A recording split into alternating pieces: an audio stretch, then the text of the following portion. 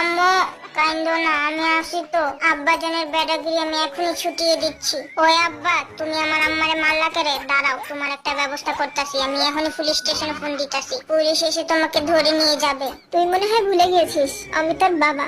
অনেক কথা ফুটেছি তোর মুখে, তাই না? দাঁড়া, তোর ব্যবস্থা আমি করছি। এই নে ঠাস। তুমি আমারে থাপ্পড় মারছো না? দাঁড়াও, সুগা আব্বারে কইলে আমি তোমার 12টা বাজাইতাছি। কি বললি তুই?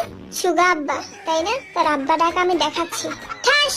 এই শ্বশুরমশাই, আপনি আমার নতুন জামাইকে মারলেন কেন? বেদ্যপ নে, তুইও নে। ঠাস। এই দেওয়া, তুমি আমার মেয়ের গায়ে হাত তুললে কেন? তোমার সাহস দেখে তো আমি অবাক হয়ে যাচ্ছি ভাবি। তুমি আমার শার্টের কলারে ধরেছো। সরি, তোমাকে আর সম্মানটা দিতে পারলাম না। ঠাস।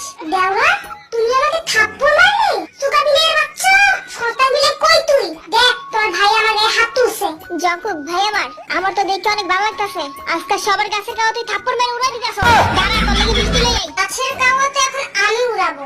ইবলিস জিবিল রাক্ষস বিলাই, তোর সামনে তোর বউকে অন্য একজন